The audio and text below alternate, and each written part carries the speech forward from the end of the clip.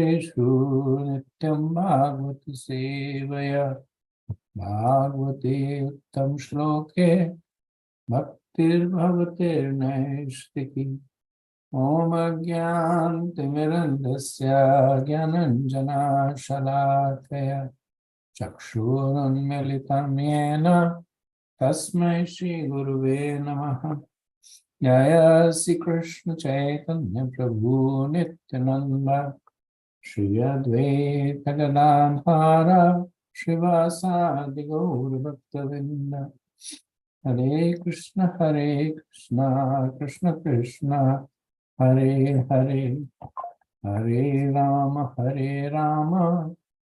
Rama Rama Hare Hare Mukham karoti vachanam pangam nangyate girim yat kripatamaham vande Shri Gurudena Dharanam Paramanandam Madhavam. Hare Krishna, thank you for joining. Quick question. How many of you had time to look at that video link that I sent? Okay. Ravi Prabhu? Actually, no, Prabhu, I forgot after that. Okay. Paramatma Prabhu? Nanda Prabhu? Hare Krishna, I was able to look through just a portion of it, not the entire Just a video. portion. Okay, very good. So I think a lot of that because there's a visual component of these verses. Part of what I'm describing will kind of relate to the visual component of that. But like I said, don't worry too much about not getting the whole visual perspective, because once we come down to the later chapter where Sukdev Goswami begins to describe Bhumandal as a whole, we'll also cover Jambudvip. And then as we agreed, then we will basically have a more heads down deep dive there into it. So the purpose, and maybe that's how the purpose of this is to give us a glimpse into a part of the Bhumandal, essentially that part of the Bhumandal where we are situated. Okay, so we'll resume from verse 6. In the verse 5, Sukdev Goswami had introduced the Jambudvip. Right, he had said that the planetary system known as Bhumandal resembles a lotus flower. Right, and I had mentioned that think of it as a cross section of a lotus flower. So a lotus flower typically has petals that are ascending, and that's not the case. The idea is to give you a sense of the concentricity, because the lotus flower has concentric petals around a central hole, and there's a stamen in the central hole. So that stamen is like Mount Meru, and the concentric circles are the dvipas. So we had also discussed how the definition of the dvipa is a little different here than what we consider conventionally. That dvipa is that a piece of land that is surrounded on 4 sides by water is an island. Here, dvipa is twist on 2 sides by water. So these are essentially, except for the centralmost Jambudvip, which is actually an island in the conventional sense, the other dvipas are essentially rings. They're essentially rings of land that are surrounded on both sides by water. So there are seven rings, and which constitute the Bhumandal. At the center of it is Jambudvip, and it's a circle, so naturally the length and the breadth will be the same, which is 1 million yojanas. 1 yojan is 8 miles, so it is 8 million miles, right? So now in our mind we have this, what we're talking about is this island that is a diameter of 8 million miles, that has at the center of it Mount Meru, that is rising all the way up and surrounded by the ocean. Okay, so let's go to verse 6. So in the Jambu Dweep, there are 9 divisions of land, each with a length of 9,000 yojanas. There are 8 mountains that mark the boundaries of these divisions and separate them nicely. So the 9 divisions are in form of a grid. Right? So if there's a circle and then you draw horizontal and vertical lines, then by the intersection of those horizontal and vertical lines, you essentially get parcels of land. So at the center is Mount Meru, and surrounding it we have horizontal and vertical lines. The lines essentially are mountains, and the mountains divide the dweep into varshas. Right. So we have the mandal. The mandal is divided into dweepa. The dweepa is divided into varshas, and the varshas is divided into khandas. Right. So that's the hierarchy. And so Bhumandal, that is the entire cross section. The Bhumandal is divided into dweepas, and they're divided by oceans, ocean of salt water or sweet water or liquor, so different oceans. So those are dweepas, and dweepas are this tract of lands that run concentrically. Dweepas are divided into varshas by mountains, and varshas are divided into khandas again by mountains. Okay, coming to verse 7. Amidst these divisions of varshas is the varsha named Ilavrati, which is situated in the middle of the whole of the lotus. Within Ilavrati varsha is Sumeru mountain, which is made of gold. So sometimes it's known as Meru, sometimes it's known as Sumeru. Right? So they're both the same. So Sumeru mountain is made of gold. Sumeru mountain is like a pericarp of the lotus-like Bhumandal planetary system. So pericarp is again the stamen. If you look at inside the flower, in the middle, there is a hole, and in the hole there is this thin like filaments that come out. In this case, there is only one filament called a pericarp. So Sumeru is like the pericarp. The mountain's height is the same as the width of Jambu. Right? So previously we had said that now it's said that Jambu Dweep is 100,000 yojanas across, and the height of the mountain is also 100,000 yojanas. Of that, 16,000 are within the earth, and therefore the mountain's height above the earth is 84,000 yojanas. The mountain's width is 32,000 yojanas at its summit and 16,000 at the base.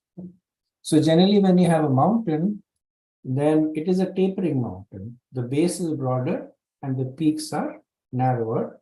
In case of Mount Sumeru, it's the opposite. That it's like a reverse of that. Its base is narrow. So at the base, it is 16,000 yojanas, and at the summit it is 32,000 yojanas. So the summit is twice as wide as the base. Now also note that a part of the mountain is within Bhumandal. So if you can file this, this is useful information. But from this, what we can understand, so when we represent Bhumandal pictorially, sometimes it is represented as a lotus leaf. And one of the representation is that it's a lotus leaf that is floating on the Garbhodaga ocean. But actually, it's not a leaf, but a disc. So when you think of a leaf, you think of one which is very thin. But the Bhumandal is like a disc. And we can derive this from the description over here, that 16,000 yojanas of the mountain are within the Bhumandal. That means the height of Bhumandal, the disk of Bhumandal, is 16,000 yojanas. So of the 100,000 yojanas, 84,000 of the 100,000 yojan height of the Sumerian mountain, 84,000 is up in the air and 16,000 is within the Bhumandal. Okay, moving on. So this the central area of Bhumandal is known as Ilavarta Varsha. Okay. So now we have this picture. We have the Bhumandal. The center of Bhumandal is Jambudvip. The center of Jambudvip is Ilavat Varsha. And what is there at the center of Ilavat Varsha? Mount Meru. Mount Meru. Right. So let's have this picture clear in our mind. Bhumandal. Within Bhumandal, in the middle, Jambudvip. In the middle of Jambudvip, Ilavat Varsha. In the middle of Ilavat Varsha, we have Mount Sumeru or Mount Meru. Next verse. Just north of Ilavat Varsha and going further northward, one after another, are three mountains named Nila, Shwet, and Shringma. These mark the borders of the three Varshas named Ramyak, Hiranmaya, and Kuru, and separate them from one another. The width of these mountains is 2,000 yojanas. Lengthwise, they extend east and west to the beaches of the ocean of salt water. Going from south to north, the length of this mountain is 1/10 of the previous mountain, but the height of them is all the same. So this is now the further subdivisions of Jambudvip. So in the center we have Ilavat Varsha. Now earlier on, this part was made that Jambudvip has 8 mountains that mark these divisions, right? We now have this description of the placement of the 8 mountains, right? So we had established the center, and at the center we had Mount Meru.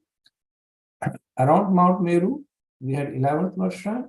Now we are going up north. So when we go up north, there are 3 mountains, Nila, Shweta, and Shringma. And these mountains are essentially running east-west. So they are like segments that are cutting across the circle, and then they're given the size. So my recommendation is, at this point, don't worry too much about the size, because there's too much of details that are given, and sometimes we have limited capacity to ingest data, so we just get bewildered. 2,000, 7,000, and this, that. The most important thing is to get a visual placement of the structure, and that is the most important thing. And the sizes we have diagrams, we get it from there, or we can look back at the sizes.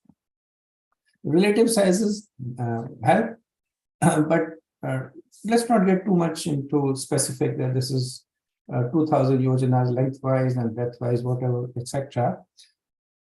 So, what is the important information that we get? That Jambudvip is surrounded by an ocean of salt. Right. So earlier on we said the Bhumandal is made of dvipas, and the dvipas are separated by oceans. And different oceans have different composition. So the innermost ocean that is surrounding Jambudvip is saltwater ocean. At the center of Jambudvip is 11th Varsha, and north of 11th Varsha, there are 3 mountain ranges, and they are they're creating these 3 Varshas, Ramya, Hiranmaya, and Kuru, and then there's a description of the mountains that one is taller than the other, and what is their width. The height is all the same, but the width kind of changes. Now, one thing also that is useful over here is we see that there is a Varsha named Kuru over here. So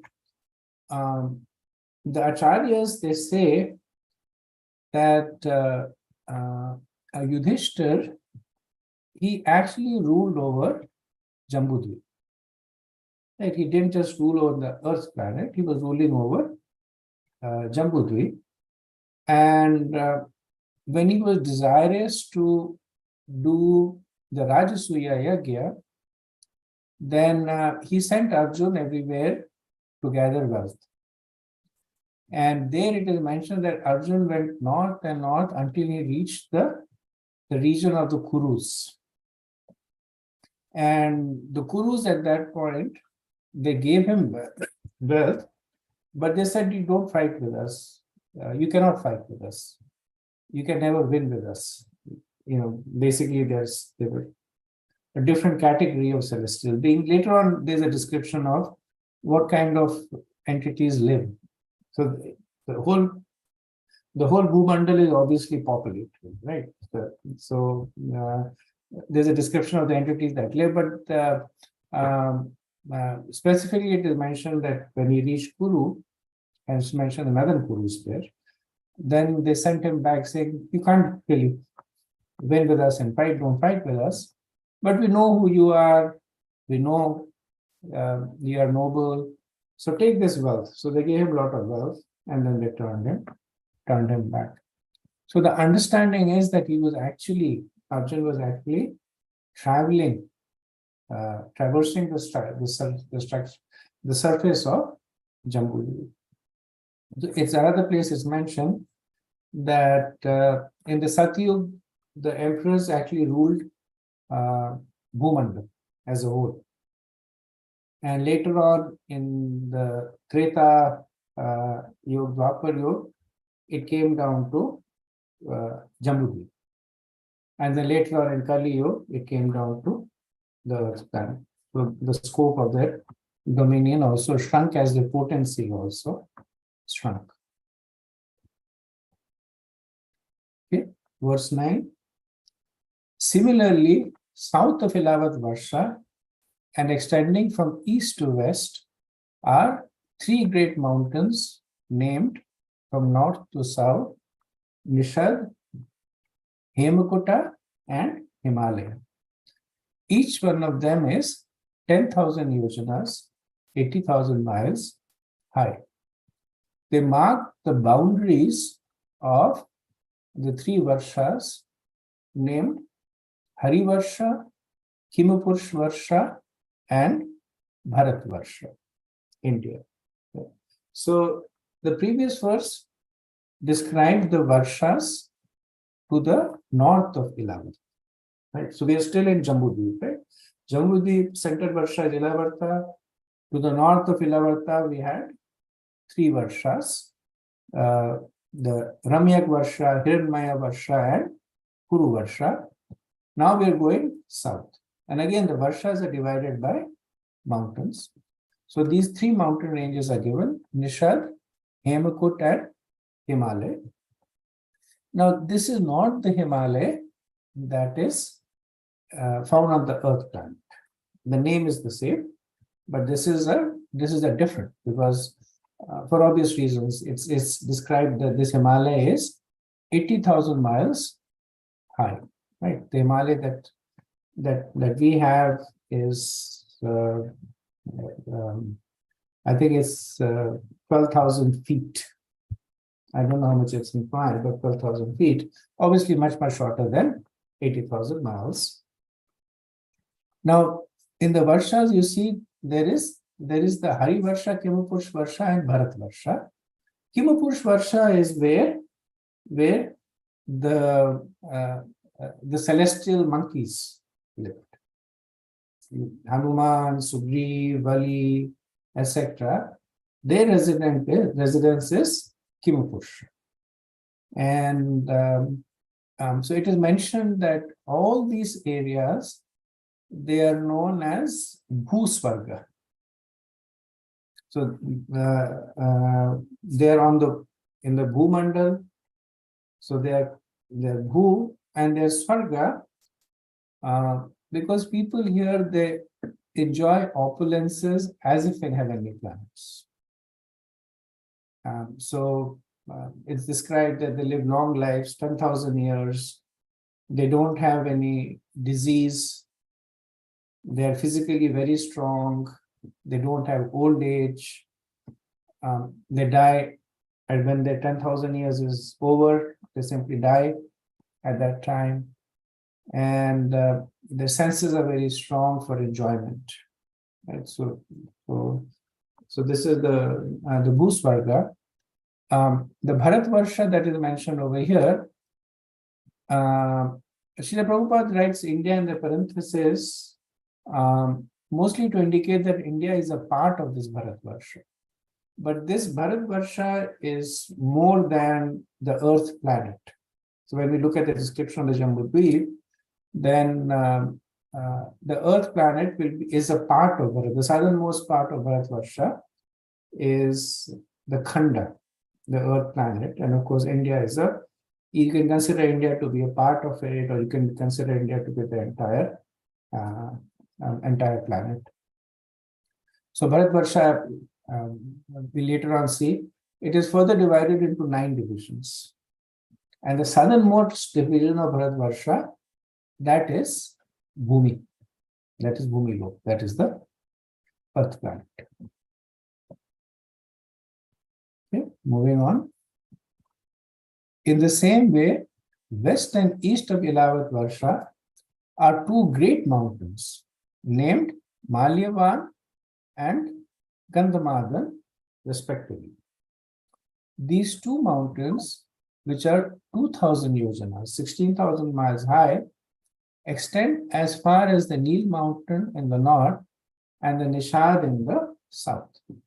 They indicate the borders of Ilavat Varsha and also the Varshas known as Ketumal and Bhadrasal. Okay, so we had Ilavat Varsha in the middle, 3 Varshas in the north, 3 Varshas in the south. Now we are talking about the Varshas in the east and the west.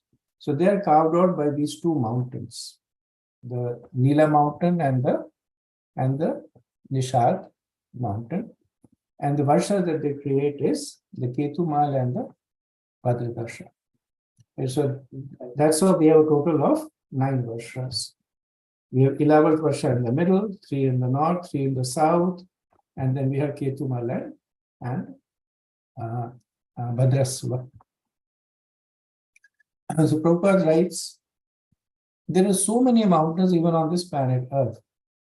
We do not think that the measurements of all of them are actually being calculated. While passing over the mountainous region from Mexico to Caracas, we actually saw so many mountains that we doubt whether their height, length, and width has been properly measure. Therefore, as indicated in the Srimad Bhagavatam by Sukadeva Goswami, we should not try to comprehend the greater mountain areas of the universe merely by a calculation. Right? This is a very important point that Prabhupada is making, that we are still trying to figure out the measurements of that which is around us. And we don't clearly know how deep our oceans are. We keep reading once in a while that they found another trench at the bottom of the Pacific Ocean. So now they know that the Pacific Ocean is actually deeper than what they thought. Or now they found that it's wider, or the heights of the mountain is not exactly as they measure. So when we are not able to measure that we are directly in contact with, what hope do we have of measuring things that are away from us? So the point Prabhupada is making is that we should not try and reconcile too much. That the scientists say, I mean, one thing that in the scientific community is that whatever they say it with certainty.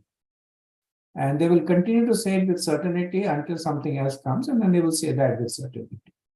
And so in the textbooks, the Big Bang Theory is stated as a fact, that the universe began with a small infinitesimal dot which exploded and the universe was created, right? And that's how we all learn.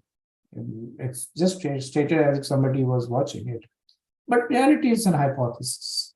It's an hypothesis that even to this date has not been either theoretically and obviously not empirically validated. So this whole business of us trying to reconcile the scriptural design and measurements with empirical, it'll never. Now one might say that Prabhupada is saying that because he does not want us to question too much what the scriptures are saying, but later on we'll see that there are those who actually have taken these measurements and superimposed them on some of the known parts of the universe and validated it. For instance, the diameter of the Earth, it has been described, it has been measured in the scriptures to within a few feet of what it actually is. It is just stated, this is the diameter. I think 8,000 miles, 1,000 yojanas. And then the actual diameter is very close to what it has been measured. Then there is also this description of the continents on the earth. So it's described pictorially that it's like a face of a rabbit, etc. And then there was this famous Vedantist in the south who actually decoded the Sanskrit, and using that, and this was before any exploration was there, before anybody knew what the earth looked like, he drew a map of the earth, and I'll show it to you later on.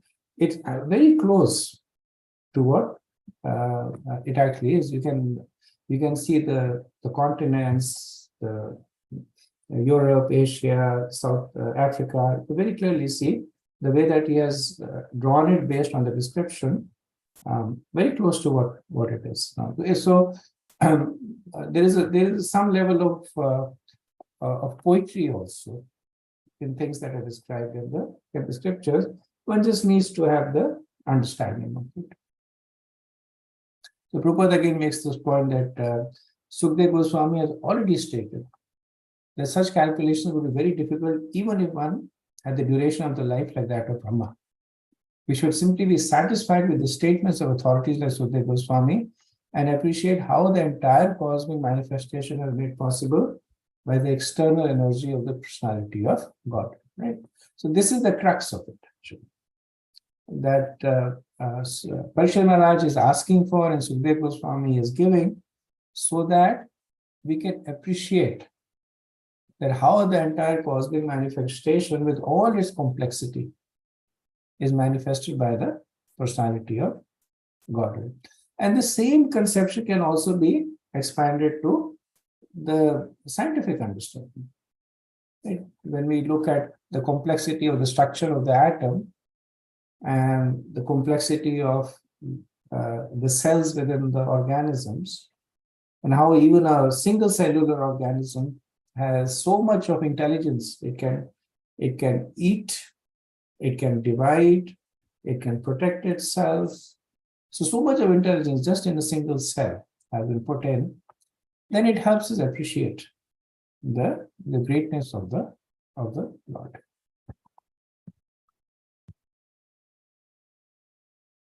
Okay, next verse. On the four sides of the great mountain known as Sumeru are four mountains: Mandara, Meru Mandara, Suparshava, and Kumud. They are like its bells. The length and height of these mountains are calculated to be 10,000 yojanas. Right, so they are much shorter than Sumeru, and they're kind of like AKSHMI cap.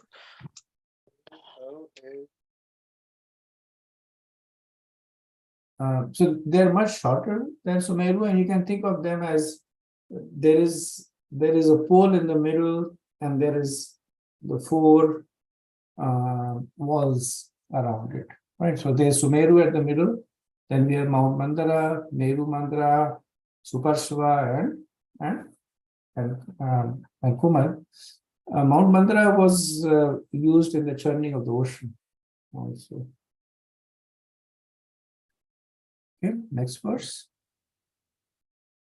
Standing like flagstaffs on the summits of these four mountains are a mango tree, a rose tree, a kadamba tree, and a banyan tree. Those trees are calculated to have a width of 100 yojanas, 800 miles, and a height of 1,100 yojanas, 8,800 miles. Their branches are also spread over a radius of 1,100 miles. Right. So these are the four kinds of mountains: a mango tree, a rose apple tree, a kadamba tree, and a banyan tree, and the size is given. So these are obviously massive trees. Think of a tree that is almost 9,000 miles in height, 8,800 miles in height. Right. So for us to travel from Washington DC to India, let's say New Delhi, it's about 8,000 miles. So think of that distance being the height of a tree, and the radius is also 8,800 miles. Next verse. O Maharaj Parikshit, best of the Bharat dynasty, between these four mountains are four huge lakes. The water of the first tastes like milk, the water of the second like honey, and that of the third like sugarcane juice. The fourth lake is filled with pure water. The celestial beings such as the Siddhas, Charans, and Gandharvas, who are also known as demigods, enjoy the facilities of these four lakes. Consequently, they have the natural perfection of mystic yoga, such as the power to become smaller than the smallest or greater than the greatest. There are also four celestial gardens named Nandan, Chaitrat, Vaibhrajak, and Sarvato Bhatra. And so further description is now given of Jambudvip, that these are the lakes that are there. So we should not confuse them with the oceans. So there are oceans also that are of sugarcane juice, etc. These are essentially the lakes that are present. It's the milk and water and honey and sugarcane juice and pure water.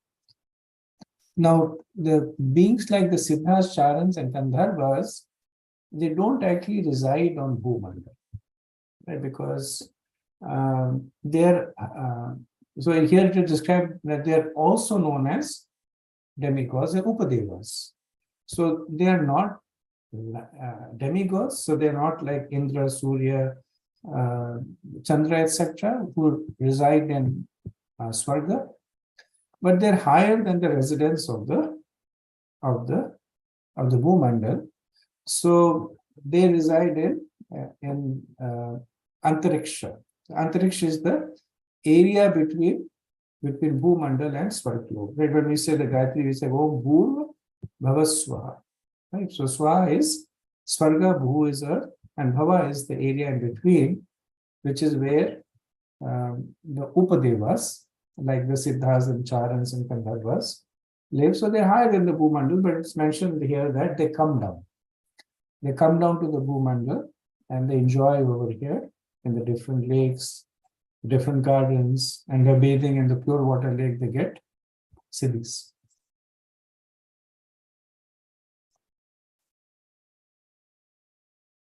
The best of the demigods, along with their wives, who are like ornaments of heavenly beauty, meet together and enjoy within those gardens, while their glories are being sung by the lesser demigods known as Gandharvas. Right? So now, even the residents of Swargalok, like so, making this distinction between the so the Swarg residents, they're called Amar Parivriddha, right? So they're called Amar in the sense that they don't die. Mara means die, Amar means they don't die, which means that they don't have unexpected. I mean, they all die, but they don't have unexpected death. And the Antarikshvashis are known as Upadev Gana. So Upadev is like Devas, close to Devas, like demigods, right? So so even the residents of the Svargalok, they come down to the gardens, the wives come down and enjoy. And when they come down, then the Gandharvas and the Apsaras and the Siddhas, they basically, in order to please them and glorify them, they play musical instruments and they sing songs, they dance for the pleasure.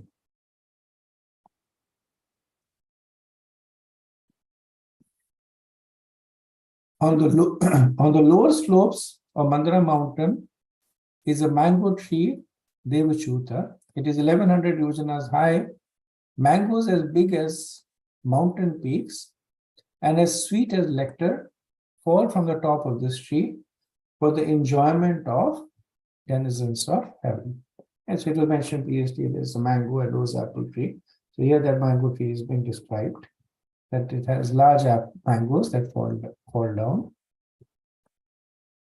When all these solid fruits fall from such a height, they break, and the sweet, fragrant juices within them flows out and becomes increasingly more fragrant as it mixes with other scents.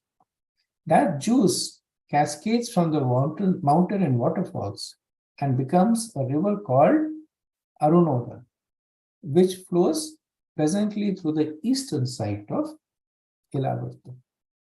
Right, so the 4 trees were described as large trees. They had fruits. Now it's described as fruits fall.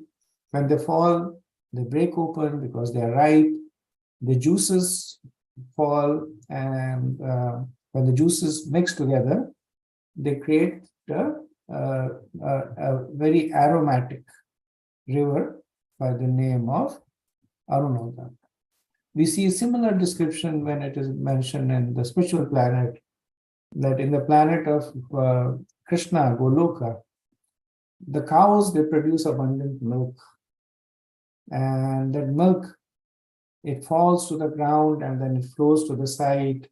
And then it surrounds Golok into an ocean of, with an ocean of milk. Of course, that is all spiritual, this is material.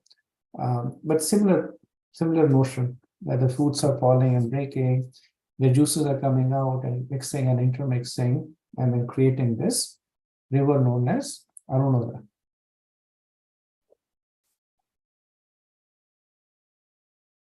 Okay, we'll do 2 more verses and then we'll stop for any discussion.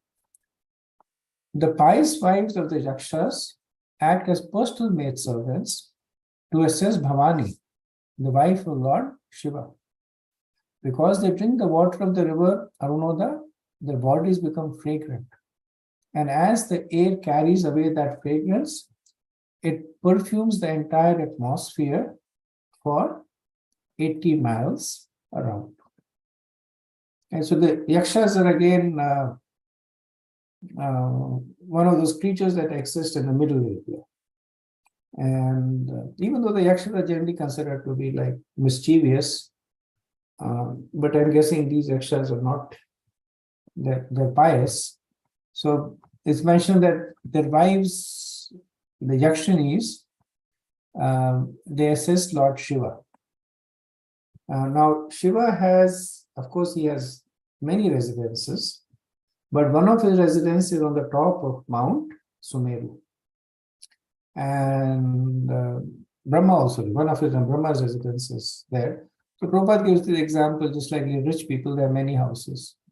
They have a primary residence, they have a summer resort, a winter resort, a vacation resort. So Brahma has many houses, Lord Shiva has many houses. So one of his Lord Shiva's houses is at the top of Mount Sumeru. And when Lord Shiva is there with Parvati Devi, then she is served by the wives of the Yakshas. And it's described that they drink this water of the Arunada, and because of that, their body becomes fragrant, 80 miles around. In Mahabharata, we see that Parashar Muni, he gives this benediction to Satyavati, right, because her body had a fishy smell. And later on, he gives this benediction that your body will become like sandalwood, smell like sandalwood for 8 miles. He said for 8 miles, 1 yojana. In this case, it is 10 yojanas. Yeah, we'll do one more verse. Similarly, the fruits of the jambu tree, which are full of pulp and are very small seeds, fall from great height and break to pieces.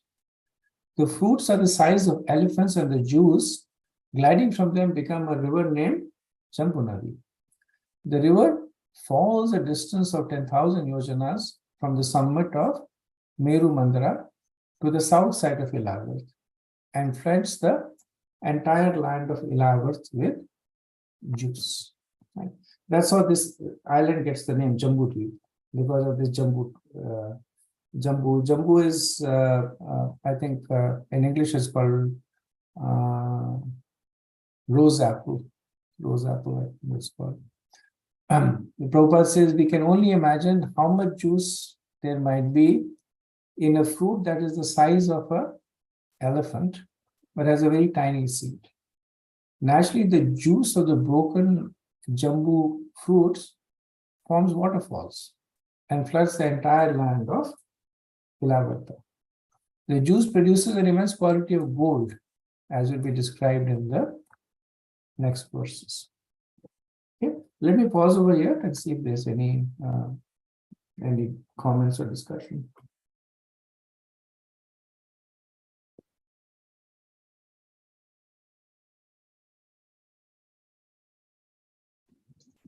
Hare Krishna, Prabhu. I don't know if this is the right time to ask this question, but this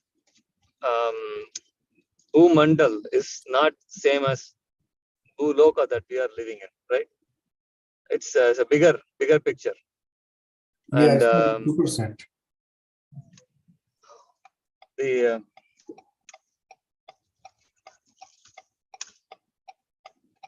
one minute, Prabhu, 1 minute. I'm in the traffic. I'm driving, so the question is the flat Earth theory. People are even in our devotee community, they strongly believe. Many people believe flat Earth theory. What is the model? This model says that Earth is flat, or it's a spherical. So Satputra Prabhu comments on this. He says that many times when the origin of the flat earth theory is like not really determined, but Satputra Prabhu makes this point that Bhumandal is flat. So it's possible that there were references to the flat earth coming from Bhumandal being flat, but the earth is clearly described as a sphere. And so in the Vedas, there is the understanding that earth is spherical, its radius and diameter and all that stuff is defined.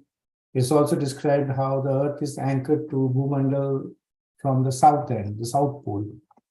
That's where it gets anchored to Bhumandal. But one possible origin of the flat earth is basically a derivative of saying that the Bhumandal is flat, and then people juxtapose saying that Bhu is earth, and they started saying it's a flat earth theory.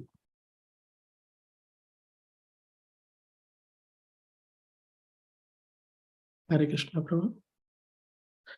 Thank you, Prabhuji. Prabhuji, one couple of questions, Prabhuji, very quick ones, and then a comment.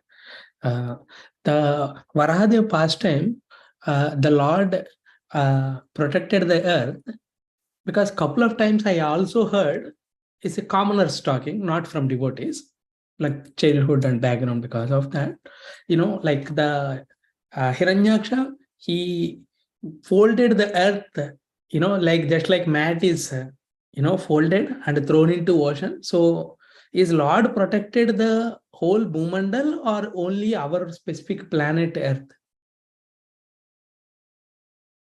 So my understanding is, and I'll have to give you the reference from where it is. I don't remember it off the top of the head, but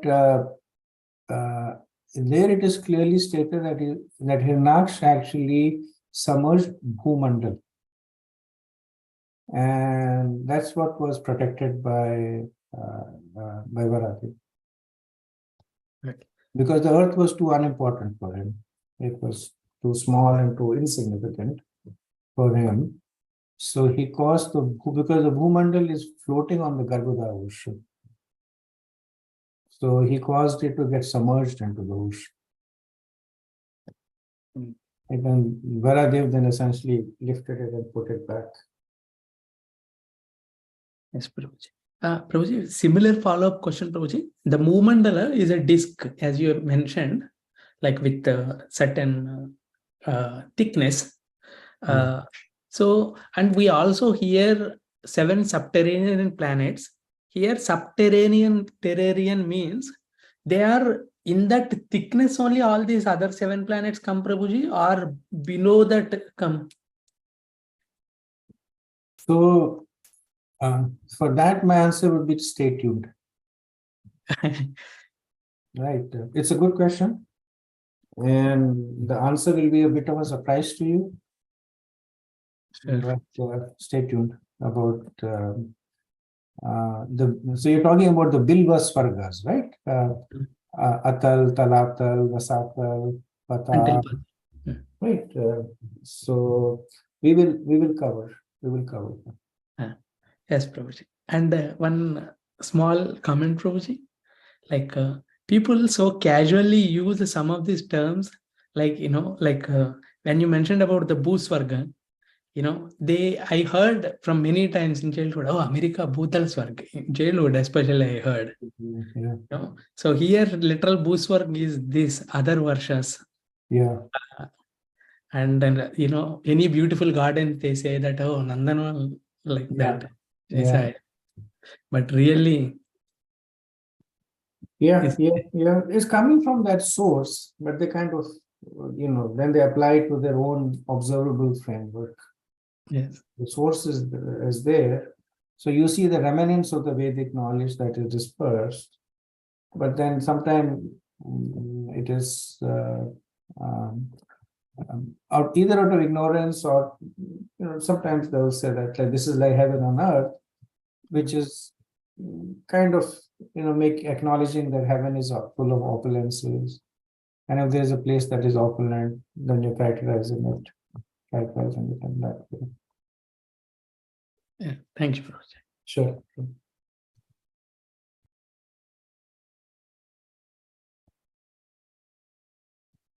Okay, so moving on to verse 19.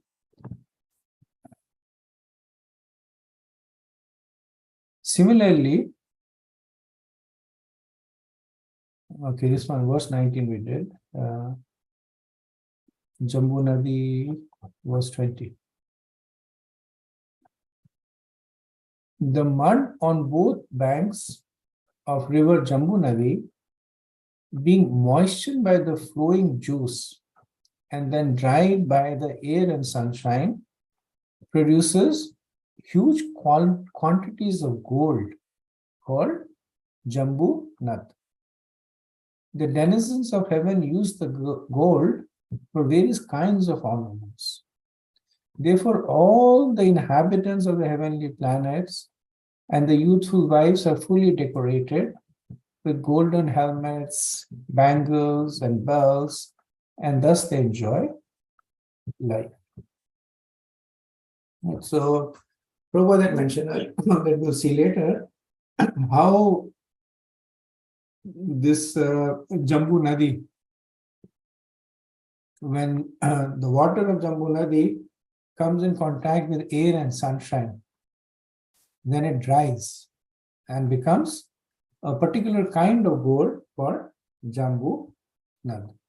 And these are used by the denizens of heaven. Now, when it says denizens of heaven, they're not necessarily talking about Svargalok, right? Because there is heaven on Bhulok also. Later on, we'll see that the denizens on the Bhusvarga, they also live almost like the demigods. Like they have these access to this gold and lots and lots of opulences. They're kind of using the terms interchangeably here. And they have youthful wives, etc. Prabhupada says, by the arrangement of the personality of Godhead, the rivers on some planets produce gold on their banks. The poor inhabitants of this earth, because of their incomplete knowledge, are captivated by a so-called Bhagavan who can produce a small quantity of gold. However, it is understood that in a higher planetary system in the material world, the mud banks of the Jambu Nadi mixes with Jambu juice and reacts with the sunshine in the air and automatically produces huge quantities of gold. Thus, the man and woman are decorated. Unfortunately, on earth, there is a scarcity of gold, and the government of the world is trying to keep it in reserve and issue paper currency. Prabhupada is kind of transitioning a little bit into more of a socio-economic commentary over here. Right? First, he makes this point that earth gold is abundantly present over there, but not so much on the Earth planet. And then he comments that so this is this discussion about the gold standard for the currency. In the earlier times, the currency was gold. Right? The currency was gold.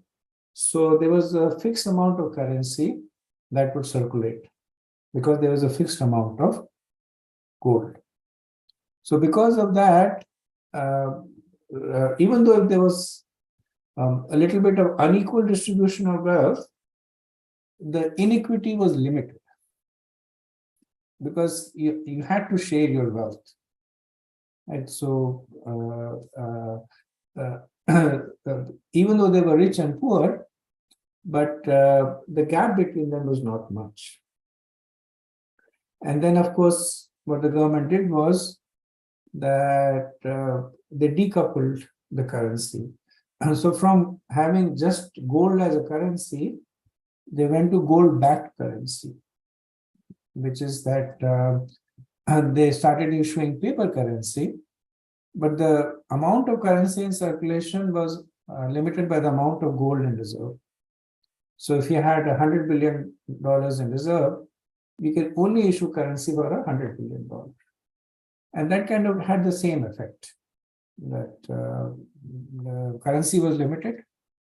So the disparity was limited. And then at some point they decoupled this also. saying that we can print any amount of money, doesn't matter how much gold we had.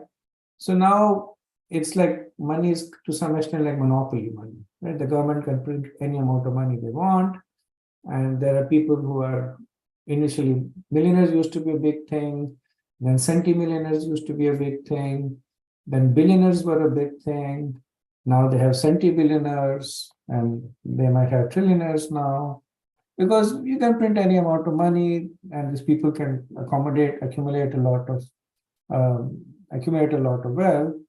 So it has increased the disparity between the rich and the poor, created more tension. So, and essentially created artificial environment in which people are, as Prabhupada would say, people are running after phantasmagoria. That it's like 4 children sitting down and playing Monopoly, and then fighting over the money, right? And somebody who's an adult sitting in the room and laughing, saying that this is just paper money. So it's almost like that. So Prabhupada says that because the currency is not backed up by gold, the paper they distribute as money is worthless. But nevertheless, people on earth are very proud of material attachment. In modern time, girls and ladies have ornaments made of plastic instead of gold, and plastic utensils instead of golden ones. Yet people are very proud of the material goods. And Prabhupada is making this point that we say that we are advancing economically, but in real times we are actually not advancing. Earlier on, people would, I haven't seen people eating in gold utensil, but I've seen people eating in silver utensils. When I was young, I did see, I remember visiting certain families that were on the more opulent side, and having like lunch or dinner with them, and everything would be served on silver. Now everything is served on ceramic plates or even like paper plates. And Prabhupada says ornaments, initially ornaments were real gold and jewels and gems. Now they're all fake ones. I guess now people are forced to wear fake, because if they wear near real gold, then they'll be attacked and somebody will steal it. So the point he makes is that we may say that we have become economically more affluent, but actually we are poorer compared to the real wealth people had. Okay, moving on. On the side of the Supershiva mountain stands a big tree called the Mahakadamba, which is very celebrated. From the hollows of the tree flows 5 rivers of honey, each about 5 vyamas wide. This flowing honey falls incessantly from the top of the Supershiva mountains and flows all around Ilavartavarsha, beginning from the west side. Thus, the whole land is saturated with pleasing fragrance. Right? So they introduce another unit of measurement called the vyamas, 5 vyamas. And Prabhupada explained that the distance between one hand and another, when one spreads both his arms, is called vyam. So if you stretch out your arms end to end, that distance is vyam. Now, I'm guessing it. Different people with different heights will have different vyamas, but Prabhupada said it comes to about 8 feet. And so when it says that the river is about 5 vyamas wide, it's about 40 feet wide. It says, thus each river was about 40 feet wide, making a total of about 200 feet. Right? So this is the explanation. Earlier it was said there were oceans of honey and jambu juice. So this is the explanation of how they come into existence. And essentially the source is the same. They all come from a particular kind of tree. Next verse. The air carrying the scent from the mouths of those who drink that honey perfumes the land for 100 yojanas around. Right? So they are the ultimate mouth fresheners. Drinking that honey, it perfumes the land for 800 miles around. So most of the verses don't have a purport. Prabhupada does not write a purport because they're kind of self-descriptive. Similarly, on Kumud mountain, there's a great banyan tree, which is known as Shatvalsha, because it has 100 main branches. From those branches come many roots, from which many rivers are flowing. These rivers flow down from the top of the mountain to the northern side of the Ilavat Varsha for the benefit of those who live there. Because of these flowering rivers, all the people have ample supplies of milk, yogurt, honey, ghee, clarified butter, molasses, food grains, clothes, bedding, sitting places, and ornaments. All the objects they desire are sufficiently supplied for the prosperity, and therefore they are very happy. So this is an important point that is made, that they don't have to work for it. So it's also mentioned that on the Earth planet, in Satyug, everything is automatically available. The Earth automatically produces the grains and the fruits, and the mines automatically produces the gems and the metals that are needed because of the overabundance of piety. And as the yugas proceed, then the humans have to work harder and harder to get there. And in Kali Yuga, they have to work the hardest to extract the grains from the earth, to extract the minerals from the earth. And by the end of Kali Yuga, even if they work hard, the earth refuses to give them. And because we saw in the past time of Prithu Maharaj that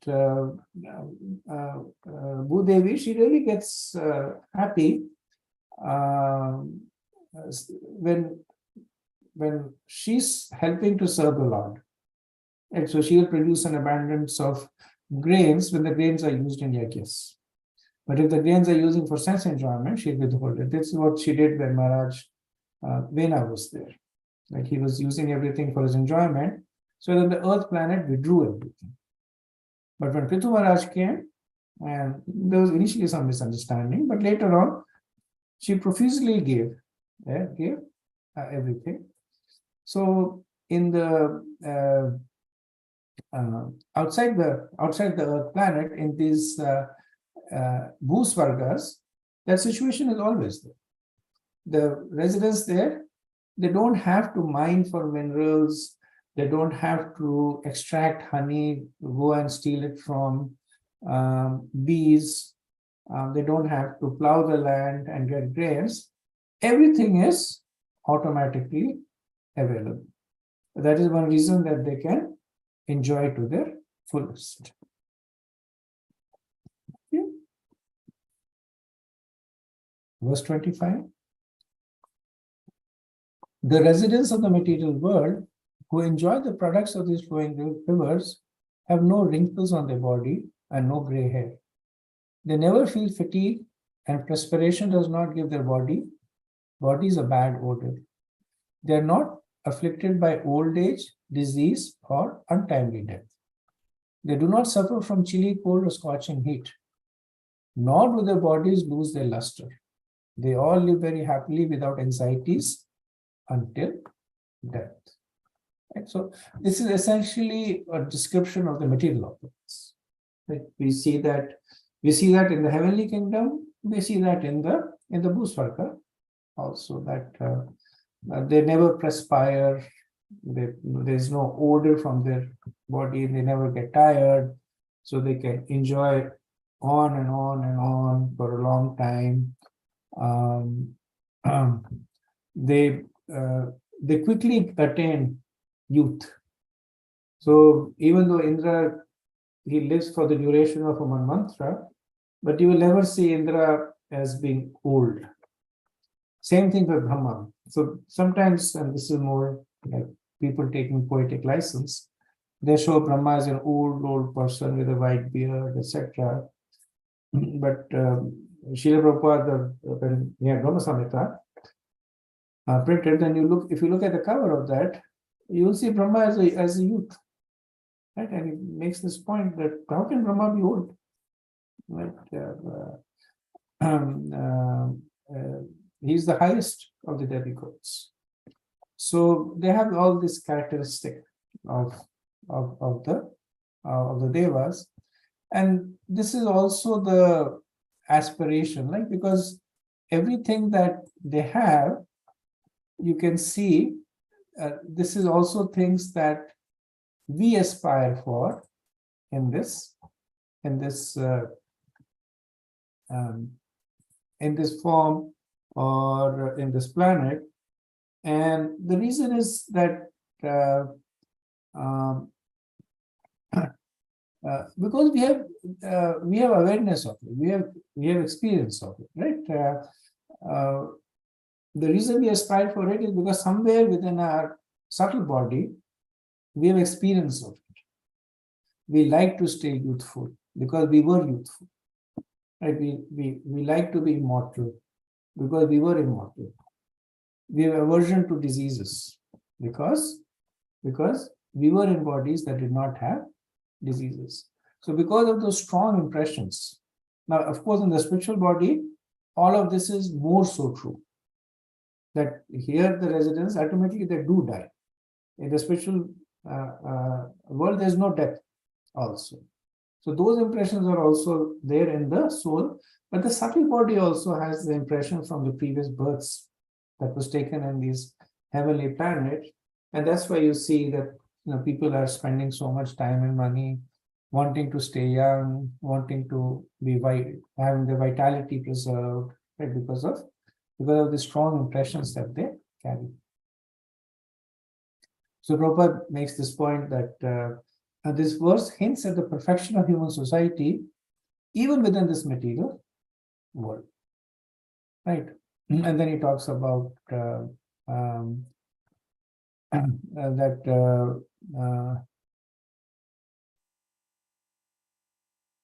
he talks about how even in this material world, in this current day and age, we can to some extent replicate this heavenly conditions. Right? He says that we can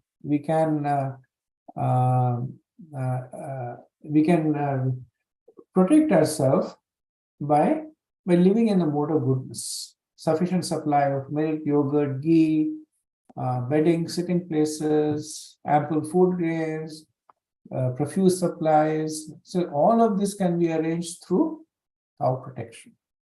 And if you protect the cows, then the cows will give us the milk, the bulls will plow the land, and the whole the agricultural ecosystem, the bees will produce the honey, and there will be abundance of ghee and molasses, etc. So, like right now, amongst the farming community, one of the big areas of concern is the declining bee population. Because bees, they are essential to cross-pollinating. Bees are essential to the production of honey, and they're essential to the ecosystem because we know the bees are the ones that the plants rely on to spread. But by different measurements, the bee population is being decimated to half. One of my colleagues, he runs a bee farm as a hobby, and he was also noting it. He was saying the number of bees, they have declined just in the time that he has been farming in the last 20 years, number of bees have declined drastically. Right? And Prabhupada says, why? Because men are busy killing cows. And the cows are the source of all this, and both from an environmental perspective and then from the karma perspective also. That the karma that we get out of killing the cow. And then Prabhupada said that we're opening factories to manufacture nuts and bolts and automobiles instead of engaging in agriculture. Right? And essentially, he's talking about a return to a more agrarian economy where people live on the soil and protect the soil and are protected by the soil instead of exploiting So what happens in the current conditions is the bodies of the people become wrinkled and gradually deteriorate until they become almost like dwarves, and a bad odor emanates from the body because of unclean perspiration resulting from eating all kinds of nasty things. This we can see actually empirically, right? Sometimes you are in an elevator with somebody and the smell just hits you. So especially after lunch, people eat all kinds of things. You get into an elevator with them, you have to pretty much hold your breath until you spend. You go out. A lot of this Prabhupada is talking from what will be spoken later on the 12th canto of the Bhagavatam, the prediction of the future. Okay, next verse. There are other mountains beautifully arranged on the foot of Mount Meru, like the filaments around the whole of a lotus flowers. The names are Kuranga, Kurar, Kushumba, Vaikanka, Trikuta, Shishira, Patanga, Ruchak, Nishad, Srinivas, Kapila, Shankha, Vaidurya, Charudi, Hamsa, Rishabha, Nag, Kalanjara, and Narud. So these are small mountains. These are small mountains. They don't give too much about their their size, etc. But they are like small mountain ranges. One of them is Trikuta, and in the 8th canto is the Gajendra pastime, where it's also mentioned that Gajendra took birth on the planet where he saw the Trikuta mountain. It's unclear whether it's the same or not. That was also is described as a heavenly planet. So maybe or may not be the same. Okay, verse 27. On the eastern side of Sumeru mountain are two mountains named Jathar and Devakut, which extends from the north to south for 18,000 yojas, 144,000 miles. Similarly, on the western side of Sumeru are two mountains named Pavan and Pariyatra, which also extend north-south for the same distance. On the southern side of Sumeru are two mountains named Kailash and Pravira, which extend east and west for 18,000 yojanas. And the northern side of Sumeru, extending for the same distance east and west, are two mountains named Trishanga and Makar. The width and height of all these mountains is 2,000 yojanas. Sumeru is a mountain of solid gold, shining as brilliantly as fire, is surrounded by these 8 mountains. And so this is essentially the mountains that are at the base of Mount Sumeru. And Mount Sumeru is described as a mountain of solid gold. Okay, 2 more verses and then we are done with the chapter. Verse 28. In the middle of the summit of Meru is the township of Lord Brahma. Each of his 4 sides is calculated to extend 10 million yojanas, 80 million miles. It is made entirely of gold, and therefore learned scholars and sages called it Shata Kaumbi. Right, so now we are going, so far we were talking about the base of Mount Meru, the mountains that are surrounding the base of Mount Meru. And remember, Mount Meru is in the center of Jambudvip, specifically in Ilavat Varsha. Right? In the center of Jambudvip, the Varsha is Ilavat Varsha. Now, Sukadeva Goswami goes to the top of Mount Meru. And Mount Meru, as you know, the top is twice the width of the bottom. So at the top of it, in the middle, is the township of Lord Brahma. And then and we'll see later on that he's surrounded by the Lokapaths. So next verse, surrounding Brahmapuri, in all the direction are the residence of the 8 principal governors of the planetary system, beginning with Indra. These abodes are similar to Brahmapuri, but are 1/4 the size. Right? So these are essentially the 8 Lokapathas. Brahma is in the middle, And on the 8 sides of Mount Sumeru at the top, there is the 8 Lokapalas. The Prabhupada says that Brahma's township is known as Manovati, and those of his assistants, such as Indra and Agni, are known as Amravati, Tejavati, Samyami.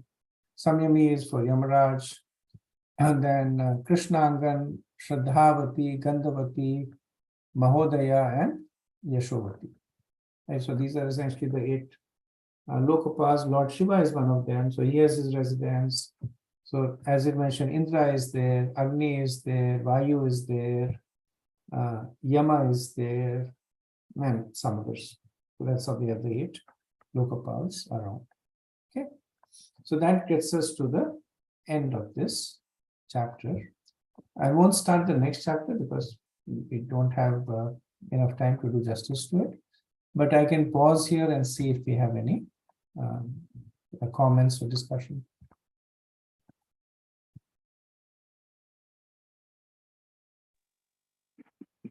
Prabhu, this Brahma's place on top of the Mount Meru is one of the places of Brahma, right? It's not the Brahma Loka.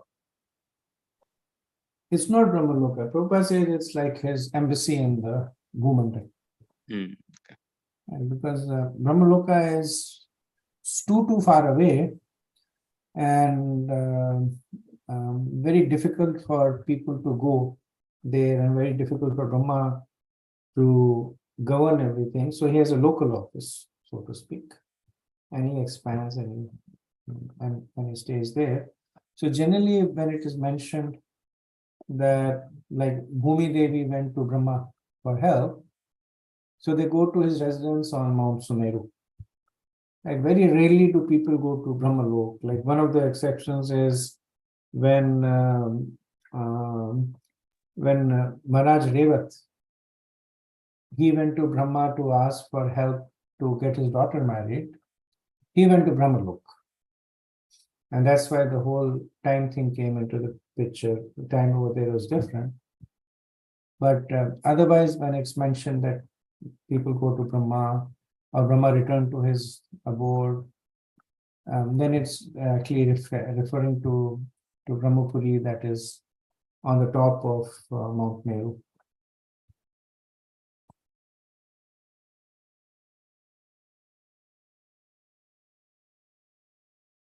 Hare Krishna Prabhu.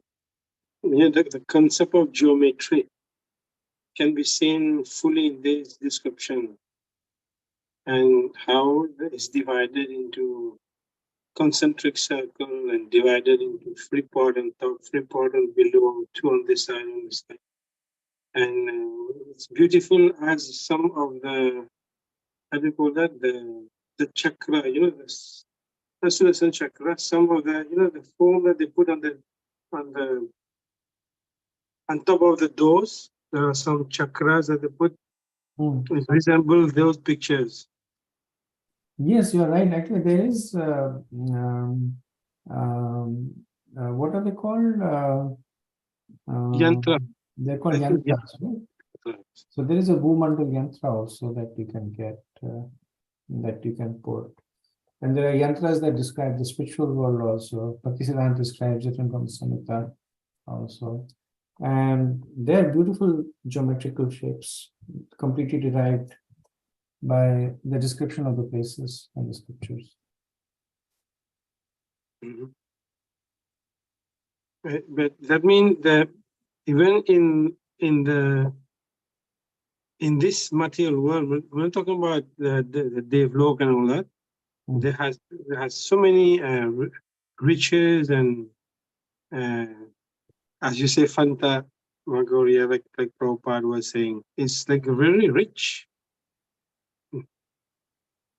True, and it becomes more and more successively more and more opulent. Right? When Indra goes to Brahmalok, he becomes completely bewildered by the opulences in Lord Brahma's planet.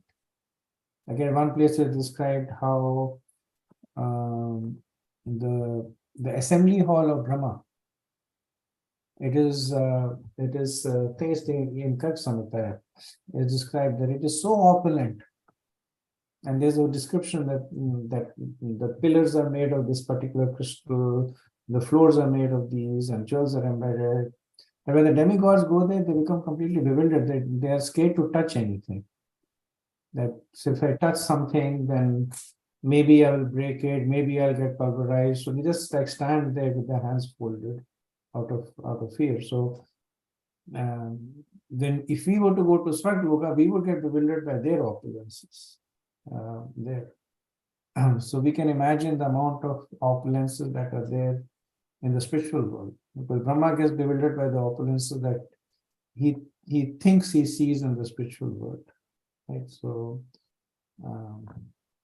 in a way it reflects on the, like, you know, how infinite the glory of Krishna is. Yes.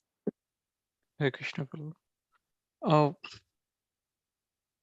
It's a really very weird questions. Apology for that. When we say gold, right? I don't know, for some reason from my younger days, I couldn't connect with the opulence of the gold, or the what do you call, the value of the gold, right? So I don't know if it is here we say mountains of gold. How does it matter? Like, what does it matter? Like, as you just now said, the opulence is the kind of a percentage of opulence will be calculated.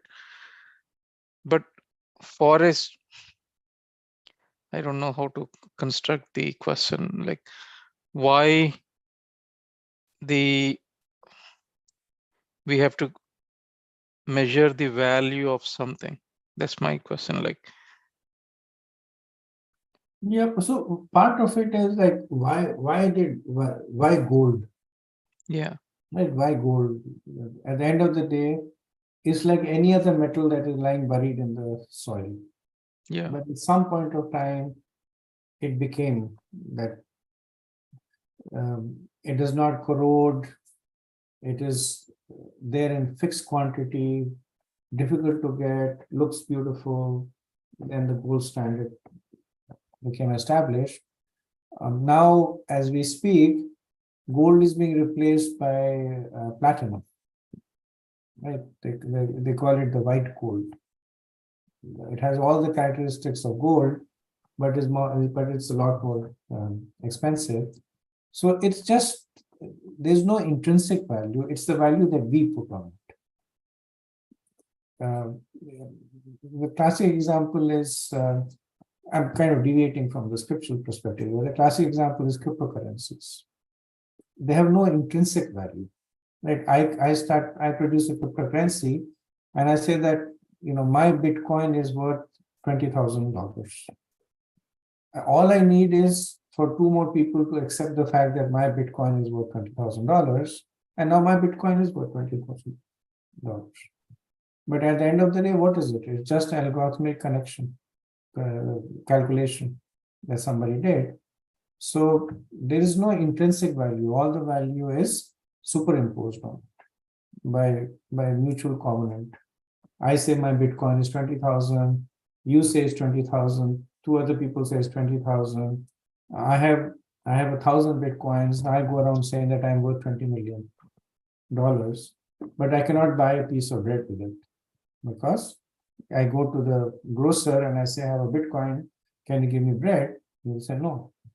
You should give me $1. Then I'll give you bread. So it's taking the whole in the whole superimposition of value to the next level. Anybody can now. Initially, the government was printing currencies. Now anybody can print currencies. They're, you know, virtual currency, but anybody can print currency.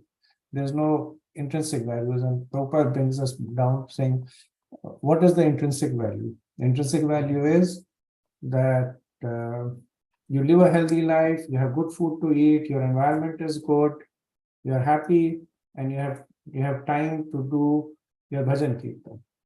That is the intrinsic value that actually satisfies the body and the soul. So that's why he was a big proponent of back to the basics, not because of sentimentality, but because he's peeling away these layers of external imposition and getting to what actually makes the soul happy. Yeah, but why this reference was there in the Bhagavatam, then mountains of gold? Like many places we see, right? Like I understand from the ocean of butter or ghee, that's okay. Like even that,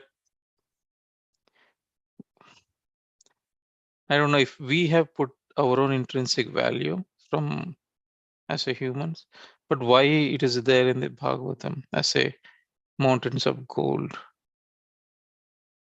So my understanding is, very good question, and something that I've also thought about.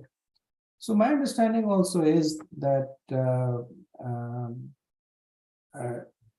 scriptures, at least in the material world, have appreciated gold for its qualities. Okay. And they don't just appreciate gold. So you look at it, they're also appreciating mangoes. In the same breath that they're appreciating gold, they're appreciating mangoes. They're appreciating mangoes a little bit more. So they're just mentioning that there is a mountain of gold, but for mangoes, they are saying it is pleasing, it is fragrant. People who drink it get youthful, virile bodies, and they get cities. So they're appreciating a little bit more there. But nevertheless, your point is true that they are appreciating gold. So yes, there is something in this material world which basically, and not just gold, they, like Dwarka Palace, the pillars are described to be made of Vaidurya. And it's an expensive jewel. Radha Govind Maharaj, in one of his kathas, he says that he kept wondering, what does Vaidurya look like? And then one of his disciples says that I know a Jew. So apparently it's a very precious gem. So one of his disciples once told him, I know a jeweler who has Vaidurya money. So Radha Govind Maharaj said, you take me to him. So when the disciple reluctantly takes, and Maharaj is funny. So Maharaj he goes into the shop and he says that he's speaking in Hindi. So you have Vaidurya money? He says, yes, you show it to me. And then Maharaj said the shopkeeper thinks that they have come to steal it from him, because Maharaj comes with all his disciples, they all dressed in this saffron robes. And so he gets very alarmed. He said, no, I don't have it. And the Maharaj said, no, we are not here we just want to see it. We are from the Hare Krishna ISKCON temple to show it. So then he closes the door, he goes inside, and then he opens, yes, in this velvet cloth, he opens it and shows it. And Maharaj said, this looks beautiful. He sees the way the reminder, he says it's beautiful. So there is some intrinsic material qualities that are appreciated for this. But in the context of the material beauty, just like the bodies are described as the bodies being strong and without wrinkles, etc. So one can say that why appreciate the body is going to die, it's going to get destroyed anyway. In the context of the material existence, the body free of wrinkles is more pleasing than one with wrinkles. So in that context, it is appreciated. Thank you. Yeah, just a sharing. I don't know. I'll stop my recording and share. So I just recently our home was incidentally what happened is I don't lock the door. I don't know why, and also I don't have concept of gold consumption. From past 3-4 years, my wife got some gold on the treasure of her mother, and 2 weeks back, Friday, when I and Vilas Manjari were in temple doing service, whole gold was vanished. and you know how it was. I got DTs last year. Even Nandgopal Prabhu is aware. So they have the metal detector, and they thought DTs were gold, and they directly went into they are not installed yet. I kept it in the closet. They looked at it, and inside some gold was there. They took out like everything. I was not at all disturbed. I thought I lost the DTs, and DTs were just like that. They took out everything they did bad, but DTs were there. Hmm. Hmm. Yeah, sorry to share this, but yeah, I'm sorry to hear that. So they just took gold, or they didn't take anything else from the house? nothing. Only gold and some cash was there. So they were searching for it. Wow. Did you So file a complaint? it doesn't work, Prabhu. Yeah, it's one of the other case for them. So that's what they said. But what Vilas Manjari was saying is like, hurry, before he comes in, he's ensuring that nothing valuable at home. That's one name of Hari, right? Yeah. Takes So, away everything. yeah. Generally, it means he takes away all your worries, but yeah, he takes away your material attractions also. If you have them. Yeah, it's, I Yeah. don't know, attraction or what. Thank you. But it happened in some temple too, no? Because the people think that the deities, when you polish them, they look like gold. And there Yeah. has been cases that they were stolen, the deities. Yeah. It happened in the New Vrindavan temple, right? In the Yeah. old days, they thought that the deities were gold. So there was this biker gang that came and tried to steal the deities, thinking it was gold. Same thing happened in Mayapur also, actually. Mayapur, some of the devotees were offering gold ornaments to the deities, and they were putting it. And then I think that information went around, so this whole bandits came and they stole the ornaments. They shot one of the Maharajas, I forget his name, they shot him in the foot. He lost his foot, actually. One of the foot he lost. After that, Prabhupada gave strict instructions that no, don't put any valuable ornaments on the deities. Make sure that they're very obviously fake. And some of these fakes, they look like genuine also. But he said, make sure they look like fake so that nobody also gets confused like that. Okay, Okay, thank you. Prabhu. Thank you very much. Indeed. वाञ्छकल्पतरुभ्यश्च कृपा सिन्धुभ्येव च पतितनां पावनेभ्यो वैष्णवेभ्यो नमो नमः। अनंत कोटि वैष्णववृंद की जय। श्रीला प्रभुपाद की जय। Hare Guru Pramanand. Hare Krishna. Thank you Hare very Krishna. much.